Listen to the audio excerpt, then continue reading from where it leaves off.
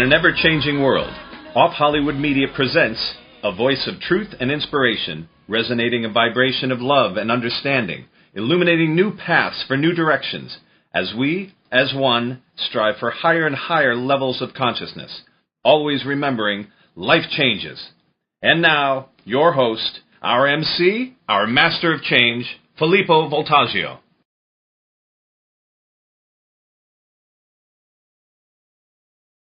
And to be able to just feel like I was loved and to feel the love and all of that, I can honestly say that I feel that I have that in every single member of my family now today, and with all my close friends.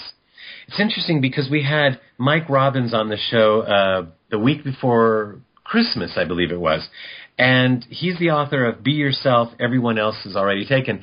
And he was talking about that relationship of the holidays and our families, and how people so regret going to be with their families. And of course, I could relate, because there was that time when I felt that way. But I don't feel that way anymore. On the contrary, I can't wait to get together with every single member of my family. And to spend time with all of my friends. There isn't a friend that I say, oh, he's calling or she's calling. There just isn't anymore. And that's a big deal. As a matter of fact, when people die, that's the thing they talk about the most, that they wish they had spent more time with people they loved and had better relationships with people they loved. I have that. And yet I look at that now and say, oh, yeah, I got that. Now I want a bigger career in radio or television, and I want more money to be able to do the things that I want, and even if it's good stuff for other people. Have I forgotten that there was a time when maybe the single most important thing in everyone's life at the end of their life, of having these relationships, I have, and I already have that? And that's so much further than so many people. So that's a big thing. And I just sometimes think, oh yeah, whatever, I got that. And now I'm on to something else. So I'm looking at finances instead. When there was a time spiritually that I thought, oh, I'm so confused. Who is God? And I learned this as a child, and my parents taught me that in church, but I don't know, and there was so much confusion, and all of a sudden I wake up in the morning and I feel like I'm connected with God as God, as I understand it. At least I have an understanding or a feeling about God and spirituality and my higher self and connectedness that I am comfortable with and happy with. And that's something that people start to look at as their life starts to end. They start looking for a relationship with their God. I've got that. I should be happy about that. And I am, now that I think about it. But I'm looking at, oh, I want finances to be this way. I want, this to be that way. And I lose track of the things that I wanted and that I now have, and that I could and will from now on be grateful for. And in so doing, I'm sure I will be able to manifest all the other things that I still think I feel like I can't live without. And so it's interesting to be talking about this on the radio today with you all, because it's recorded. It's not only going out there for all of the universe to be hearing me, and I'm saying it out loud, but it's also going to be on our archives. And someday, I hope very soon, when I have all of those things that I feel like I can't live without right now, and when I've started to think about other things that I'm not thinking about from this place in my life, and I start to say, yeah, I have that, but what I really want is this, that I can go back and listen to myself and see that there was a time when I wanted those things that at that point I may be just looking at and saying, oh yeah, but I want something else. So thank you for letting me share that with you today, and I hope you're with me on those thoughts. And I'd love to hear from you. We love to hear from you on Facebook and on email, and phone. We just and at our live events, we just love to hear and connect with all of you. So please share with us your thoughts on that. And it's interesting because one of the things that I think I have as part of this wheel of life thing and balance, etc., is health. However, our guest today might beg to differ, and I can't wait to bring her on. And before we do, I want to remind everybody that you're listening to Filippo Voltaggio on Life Changes, and you can find out more about us at www.lifechanges.ws. Now let's find out more about our guest. She's Robyn O'Brien, and according to the New York Times, Robyn is Food's Erin Brockovich. As the founder of Allergy Kids, an organization designed to protect the 1 in 3 American children with autism, allergies, ADHD, and asthma. 1 in 3. That was amazing to me when I read her statistic. Robyn has appeared on Good Morning America, CBS Evening News with Katie Couric, and CNN, highlighting the role that chemicals in our food supply are having on our health and the health of our children. Born and raised in a conservative Texas family on supply-side economics and the Wall Street Journal, Robyn earned a Fulbright fellowship, an MBA, and served as an equity analyst on a multi-billion-dollar fund prior to moving to Boulder, Colorado with her husband and 4 children, and starting this whole major movement that we are so glad that she is doing, because she is the author of this book called The Unhealthy Truth, How Our Food is Making Us Sick and What We Can Do About It. Let's find out right now. Robyn, welcome to the show. Thank you so much for having me. Oh, it is our pleasure, and thank you for writing this book, for coming to a connected place about all of these things that you could do in the world, and instead dedicating your life to the health of our children and our food supply and us, ultimately. So thank you. Oh, well, you're welcome. You know, it was simply one of those things where I learned something that I simply could not unlearn. And once I recognized that and I really embraced that responsibility, then I really set out to make change. And I think, you know, as I have advocated for the safety of the food supply, to place the value on the same lives of American eaters that have been placed on the lives of people that eat around the world, I realized that each and every single one of us has a unique ability to affect remarkable change, and that together, collectively, we can inspire things that we never, ever might have imagined.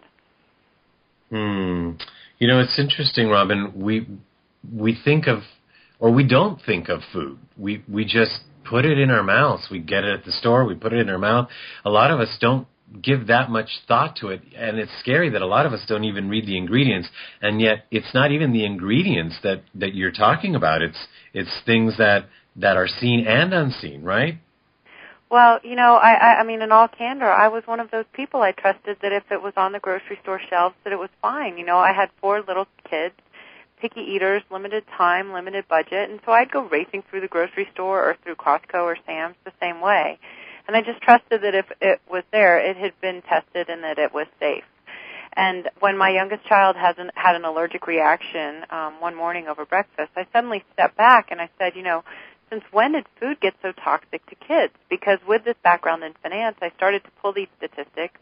I hadn't been particularly sensitive to the food allergy thing. You know, I had a couple kids, and they ate their PB&Js, and I really didn't want anyone telling me what to feed my kids.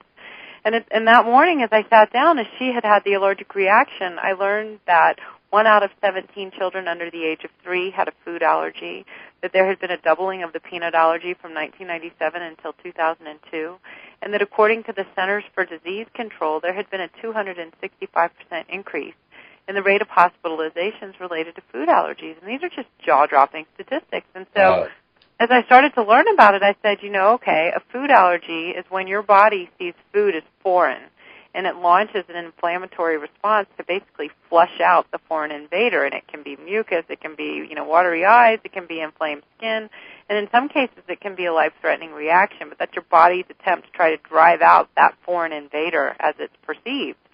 And so I stopped and I thought, you know, I didn't know anybody that had food allergies when I was a kid. is there something foreign in our food that wasn't there when we were kids?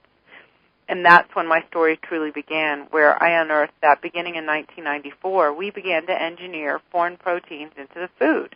And milk, dairy allergy is the most common allergy in the United States, according to CNN.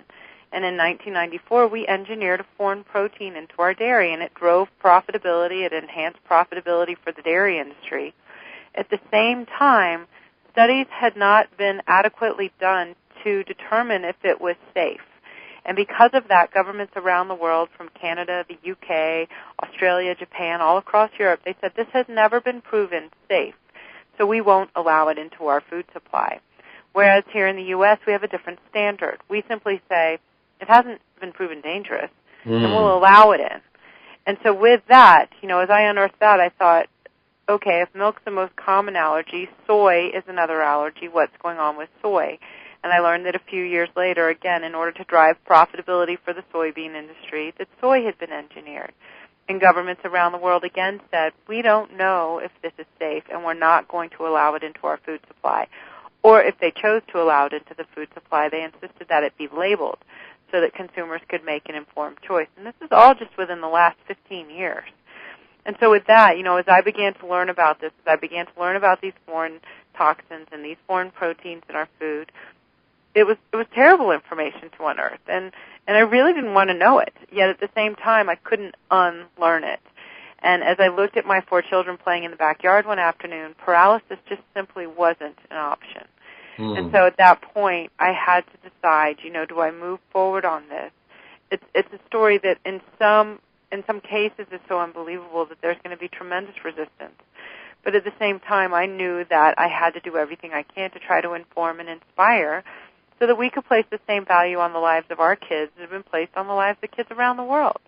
And so with that, it really began this incredible journey, and it was incredibly intense at times, where I realized that, I am just one person, but there were other people that knew this. And so I found those people. I found the choir, the people that already knew it, so that I wasn't standing alone.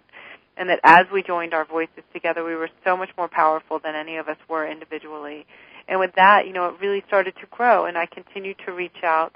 I continued to really try to reach people that I thought were absolutely unreachable, just simply reaching across the divide, that they had family members that were struggling with allergies or autism.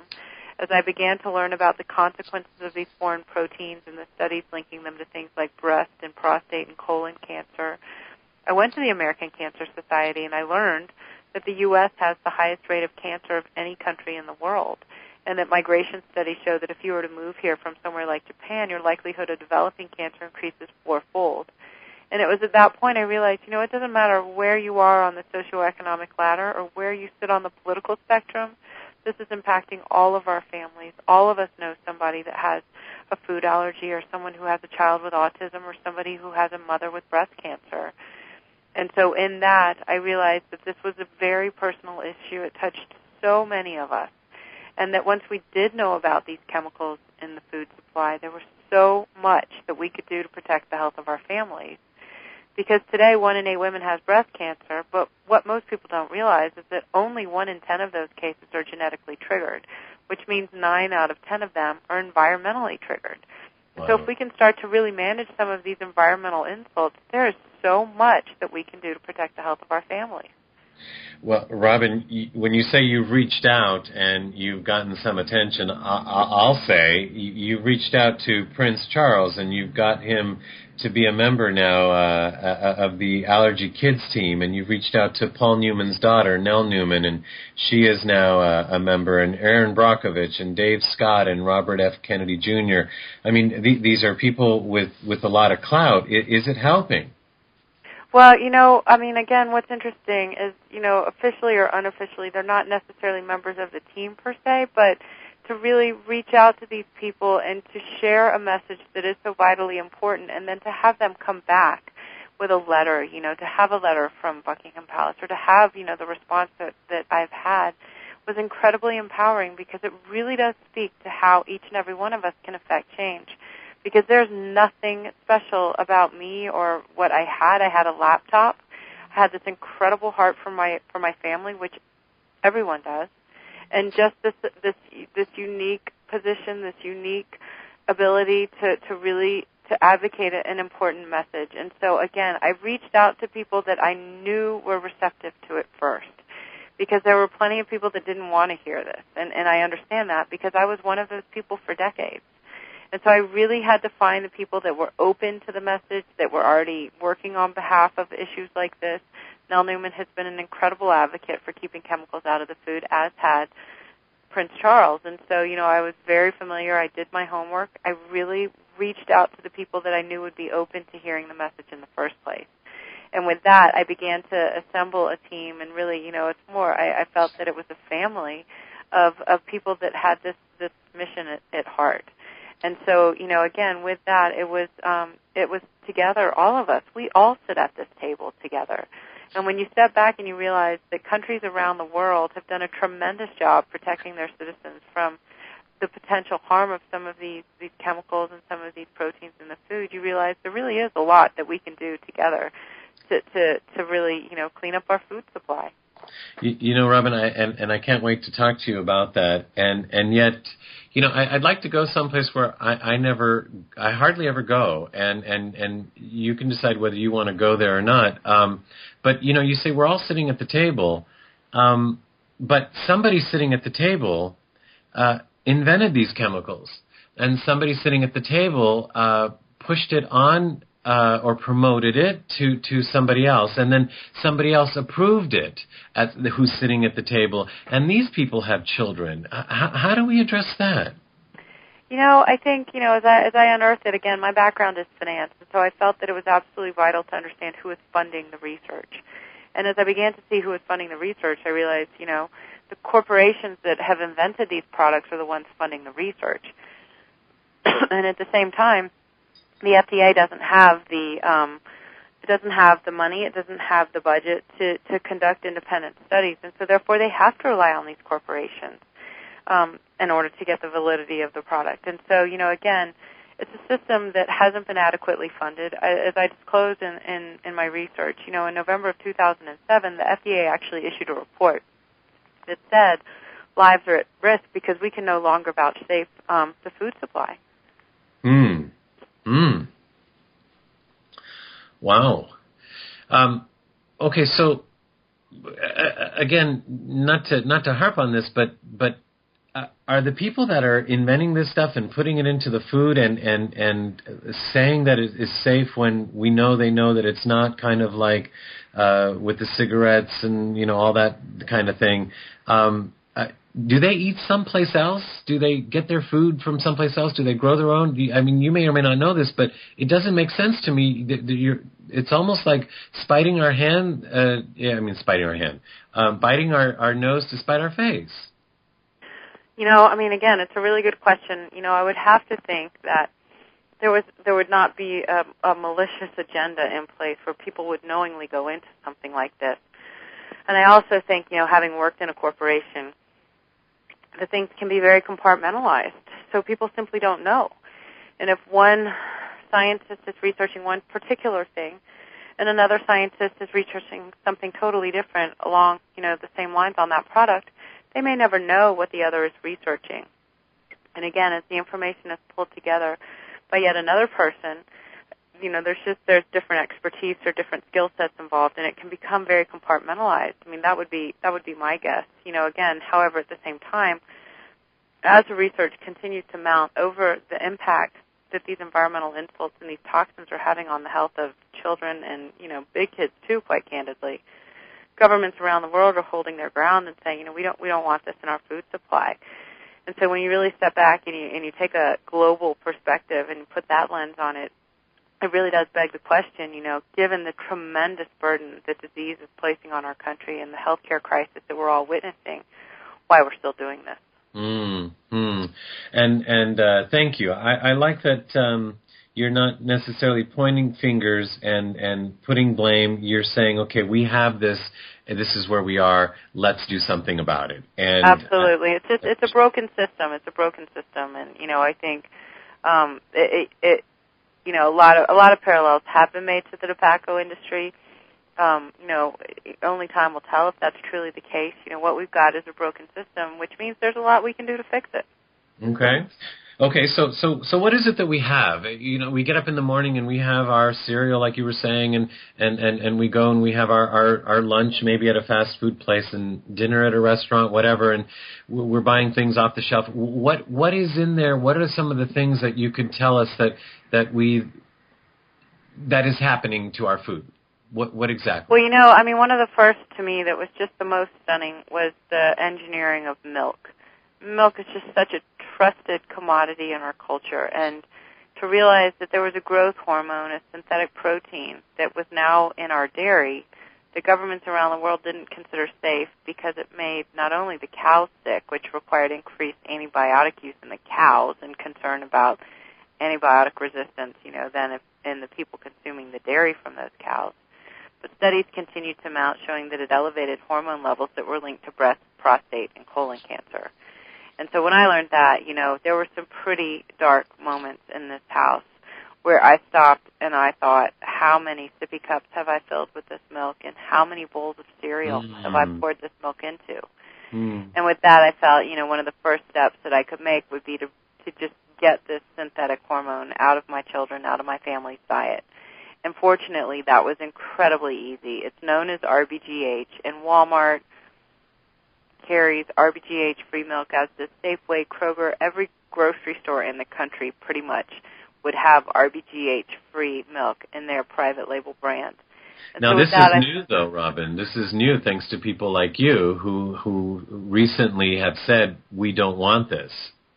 Well, again, and what's so incredibly inspiring is that these corporations are responding. And even though the FDA says, statistically it's all the same, you don't need to worry, the corporations now are voluntarily removing this growth hormone from their products, and they're going RBGH-free. And so Dannon and Yoplait, Kraft has a product line, and again, it really does speak to the incredible collective ability that we all have to affect this change.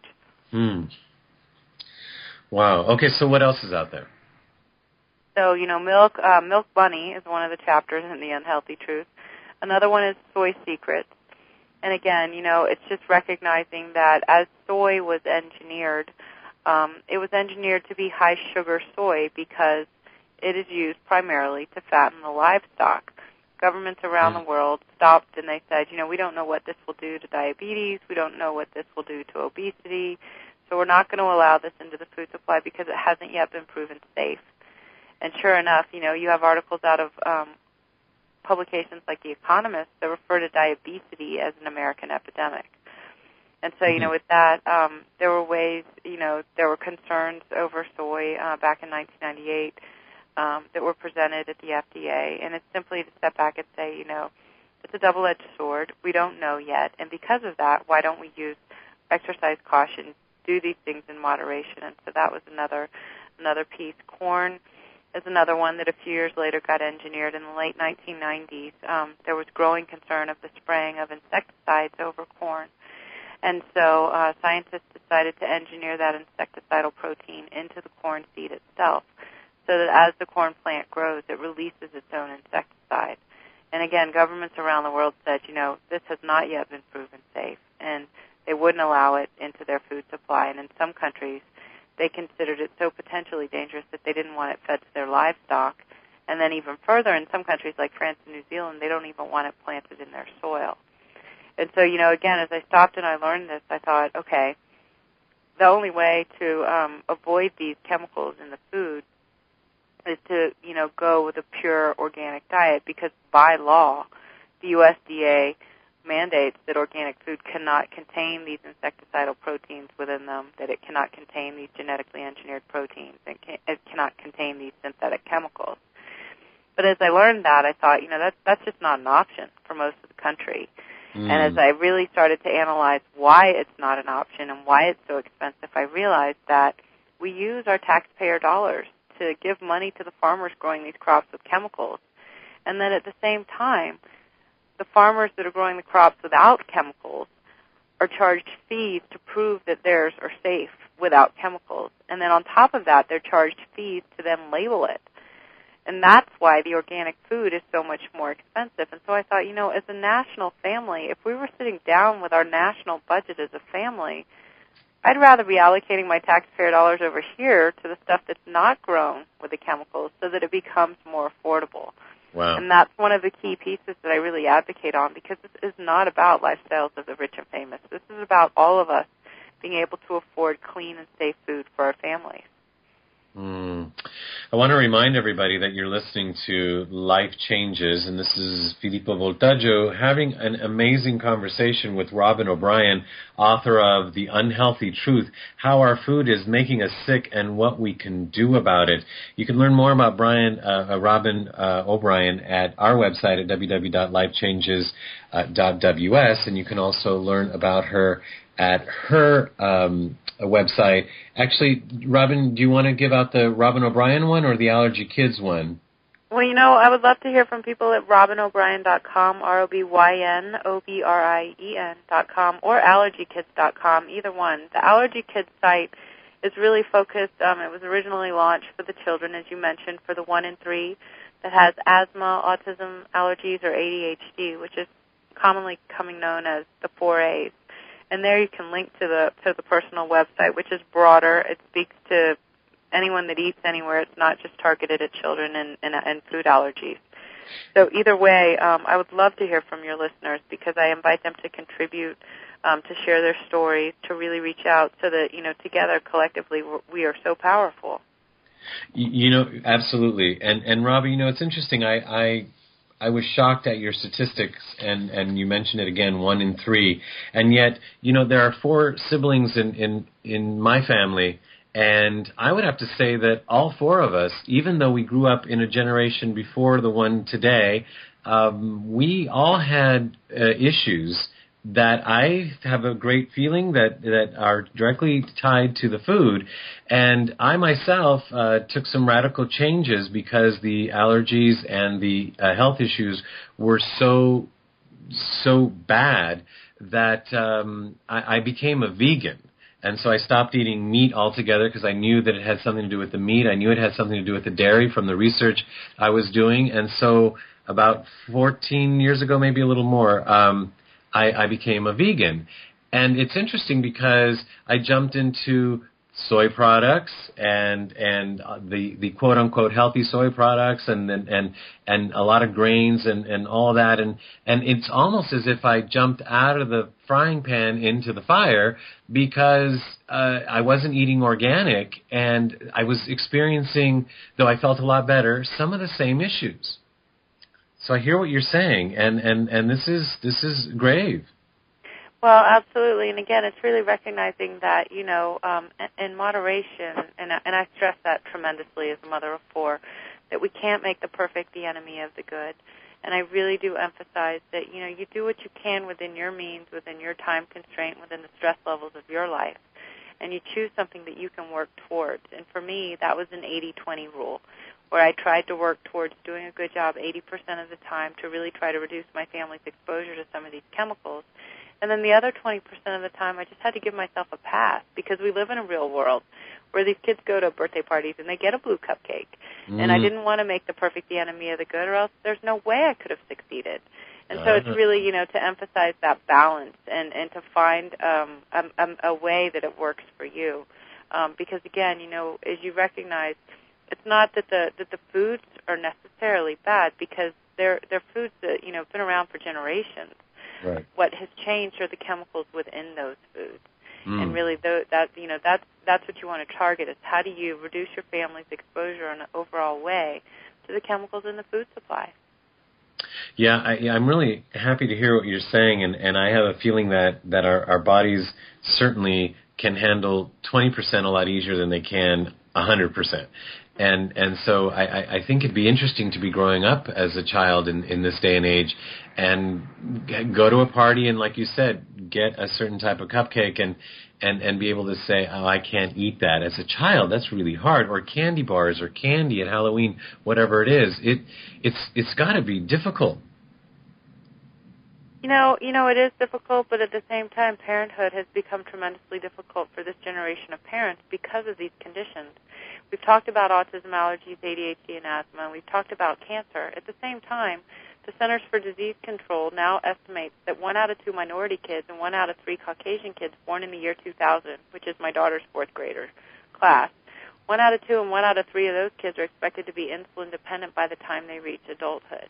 And Wow. so, for us, it was recognizing that, okay, this might be a little bit more work up front, but wow, what tremendous benefit it's going to bring later, not only in health benefits for the children, but in the time that we're spending back and forth to the pediatrician's office and the money that we're spending on doctor's visits and drugstore visits and everything else. And so, with that, it was how do you do this in a manageable way, and that was incredibly important to me to stress. And so, in all candor, my kids were totally hooked on fluorescent orange mac and cheese, and so we had to wean them.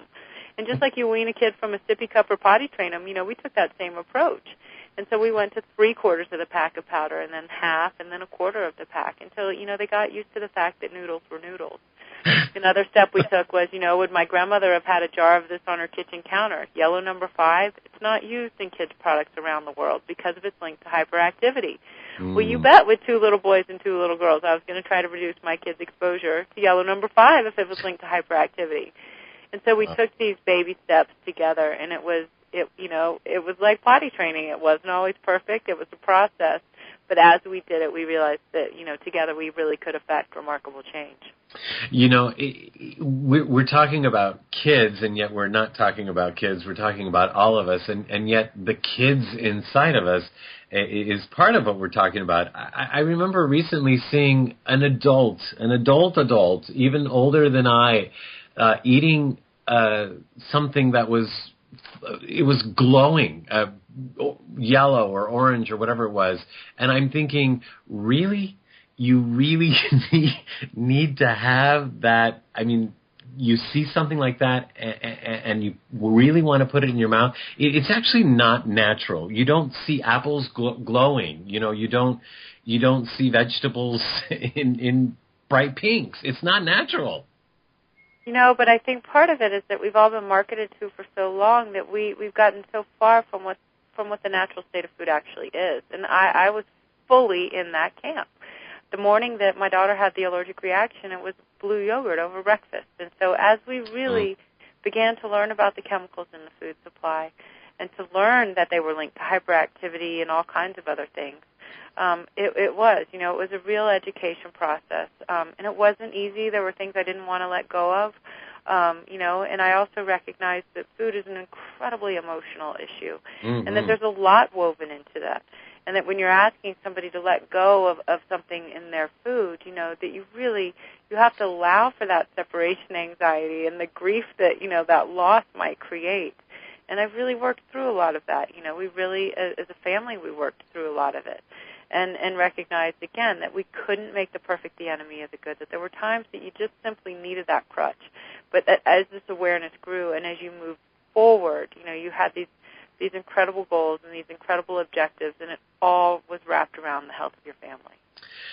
Some of these things I look at as Santa Claus. Now, I hope there are not any children listening, because I'm going to say that there is no Santa Claus, per se. The one man that goes around giving gifts on Christmas Eve.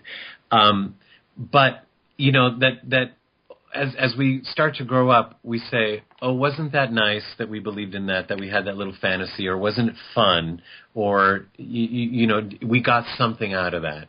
But now it's a different time. Now we're a different age, or now it's a different world, and we can't allow ourselves to have that kind of fun anymore, especially when we look at it and realize that the consequences of, quote-unquote, still believing in Santa Claus, or still eating fluorescent food, let's just say, or food with chemicals in it, are too grave for us to play anymore in that playground.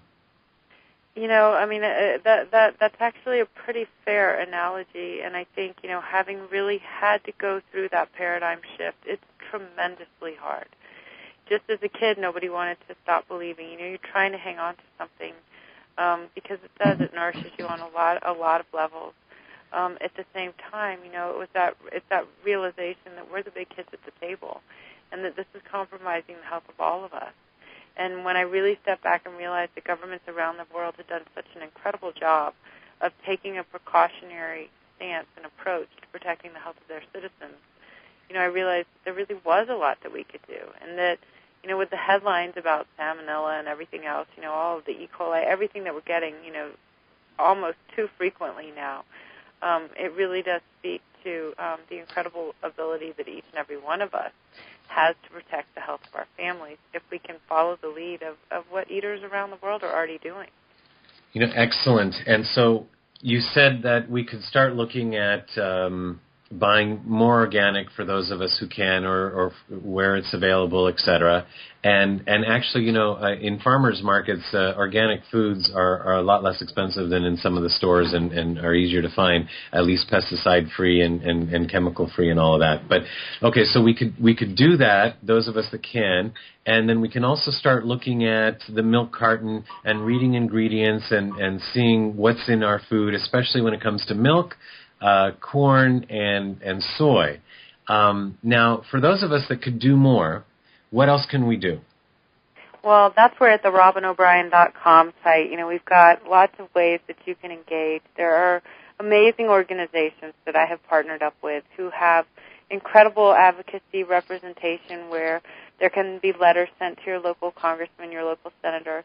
And what is so important to remember about that is that they have grandchildren too, and they have children too with autism or allergies or asthma, with cancer. They have parents with cancer. And chances are they don't know this yet either. And once they learn it, they are going to be so inspired to affect change too.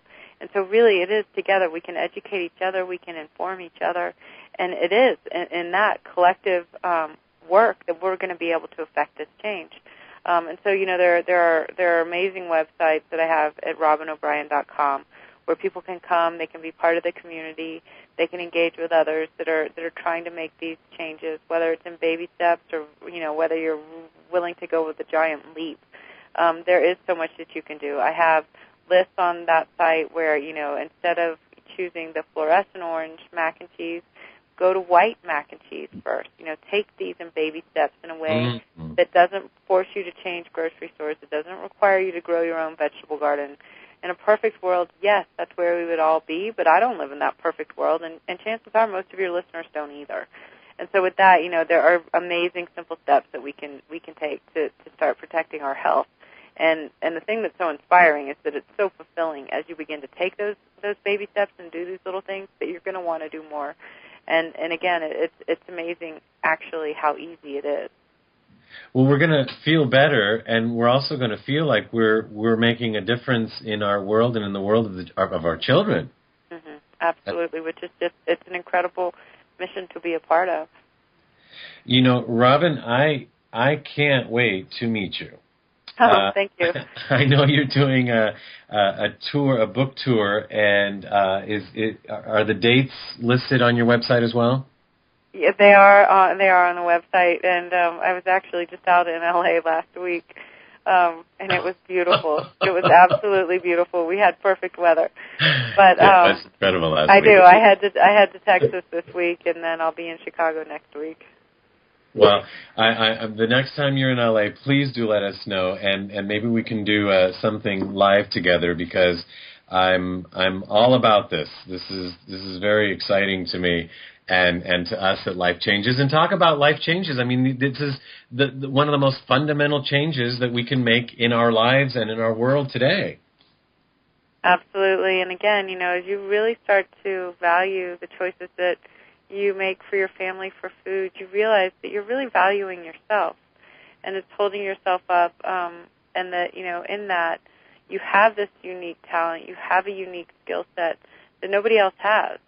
And really, with the food supply being such a mess, we need all hands on deck. And so it's an incredible opportunity to lend that skill set that is uniquely you to a cause that is just so worthy.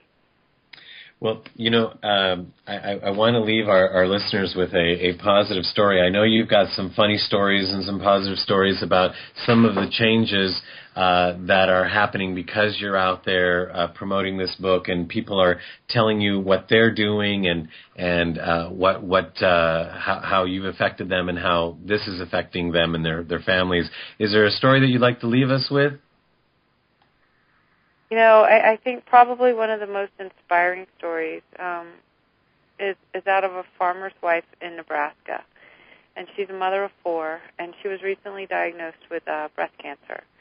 And she reached out to me to share her story. Her husband and her father-in-law are actually farmers, with these chemically toxic crops. And she got together with a group of women and moms and parents in Nebraska and assembled a group, and they actually found a place in Arizona that was going to bring in the vegetables and bring in the organic produce for them so that she could teach her kids. And it's an incredibly inspiring story. She absolutely thrives on hope and on the education and on the ability to affect change, on the ability to teach her children so that they can continue to teach change. And I think that it's in that heart, it's in that dedication, it's in that passion that all of us have this ability to do this together. And so I do invite your listeners to be part of the solution. It is a mess, which means there is so much that you can do to contribute to the solution. And it's an incredible opportunity, and like you said, it is incredibly fulfilling. And so I would love to invite your listeners to contact me and to really be part of the team. And that there is hope, that we don't have to just be victims, and our hands are not tied. And you have shown us how you have made a difference and how we can too. And so I not only thank you for being on the show, again, I thank you for this charge that you've taken on and for your book. The book is The Unhealthy Truth. We've been talking to Robyn O'Brien, and her website is robynobrien.com, and that's ROBYNOBRIEN. Robyn, thank you so much for being with us. Oh, thank you so much for having me. Okay, it's our pleasure. Wow. Well, with that, from one life change to another, we turn to Dorothy Lee with the State of the Universe address. Hi. Thank you, Robyn. That was awesome. It's hard for me to believe that half of January is already behind us. Time is truly speeding up. So let's focus on how to make the best use of it. Let us choose to become aware of and take advantage of the powerful energies that are pouring into Mother Earth and into us. Tonight, I want to share some great advice from our friends Simeon, the evolutionary collective of seventh dimensional light beings channeled through my friend Jill Mara. This coming year of 2010 is bright with possibilities for your evolution. We see a rising intensity of focus among the bearers of light on your planet. There is a strong wave of probability that involves many souls on a path of enlightenment that will pave the way for humanity and Mother Earth to ascend. The potential is there, and this is uplifting news for your world and many beyond. Many will join and assist in brightening the vibration of your system in this coming year. We see 2010 as a tipping point. If there is a time to put forth your efforts and shine your light, it is now. The openings to cosmic energy points and beings that can aid your journey are acute. The frequency is also heightening to allow each individual to tap into their true soul light and shed the veils that have kept them from springing forth with their unique gifts. 2010 is a time of magical discovery and increased sensitivity for those that attempt to open themselves to their potential. The trials and tribulations of the last several years can be transformed into awakening in 2010 that leads to ever-accelerating vibrancy in the following years. This increase can push your species and planet into the next dimensional shift as early as the predicted 2012. But much depends on how each individual soul takes on their part in sharing light from Source. This coming year is a time to shed the perception of trouble and strife and exchange that vision for one of transformation, growth, and sharing, and for envisioning the new reality that you are striving for. 2010 is a year for letting go of the old and preparing for a new you and a new experience of reality. We suggest that you do the following 6 things to make the best of the insurgence of high-frequency light this year. 1. Acknowledge what is holding you back from being true to your path of light. Ask for guidance in releasing these patterns once and for all. Allow yourself freedom from fears that keep you from being true to your soul's desire to share. Number 2, go for it. Whatever your soul has been aching to do, be, and share of itself, begin or continue to do it, no matter how absurd, silly, impossible, or risky it appears to your rational ego self. Take steps towards shining your particular creative spirit, no matter how simple and insignificant your self-doubt makes it out to be. Follow the quiet part of your being that knows what to do. 3. Be prepared to flow with synchronicity. Being too rigid with plans will not work with this new energy. You must be willing and able to let go of expectations for particular outcomes. Paths of light may meander in an unforeseen way, so be ready to flow with your intuitive senses and look for the silver strings of light within seemingly challenging or unexpected circumstances that alter your original plans. 4. Use your imagination, please. You have an amazing ability inherent in your imaginative natures. Tap into the magic and power of your imagination. Imagine your soul is sharing its unique qualities, and imagine what that would look and feel like. Imagine you are already sharing the enlightened soul that you, in fact, already are. Your imagination is always a doorway to the core level of creational being. 5. See the light in others and give them the gift of yours in all your interactions. Simply imagining others filled with the spark of creation will change your relationships and allow you to see the potential in all of your meetings. 6. Keep the vision of an uplifting future alive. When you feel down or fail to see how the human race will ever realize the error of its ways, switch gears. Refocus on the light bearers and all the amazing work they are doing, along with all the guidance that is available from others. Bring your attention back to the light within and its power of transformation and its ultimate ability to rise above any turmoil. Thank you, Jill. Thank you, Simeon. So let's do it. Let's focus on the good and let our lights shine. Thank you for listening. And until next week, please remember that you are the power in your world. You are the guru you've been waiting for. Choose to become a very conscious co-creator by making more elegant choices. And never forget that you are powerful beyond measure and that you are loved, you are lovable, and you are loved. Thank you, Dorothy, for that. And let's do it. I like that. That feels so good. You're not saying, you do it. Let's do it. Or just do it. Or you better do it. You said, let's do it. So it feels all-inclusive, and it feels like you're going to be part of it with us. I am. I truly am. Okay. Well, let's shine our lights. In 2010 and beyond. And beyond. In 2010 and beyond, we are going to be shining our light. Well, we have been shining light, I think, already, for a while. But here we are, doing it on radio since April of this year, and we're growing. Last year, that's not right. April, yes, it's going fast. Well, not in Kansas anymore. Since April of last year, almost a year. Thank you for correcting me on that. And it's been exciting. We've had some amazing guests, and we have so many people that are asking to be on the show. It's just growing and is more and more exciting. And like today's guest, Robyn O'Brien, that was just incredible. It's an inspiring story, but it's the story of us. It's the story of our food. It couldn't be a more personal story.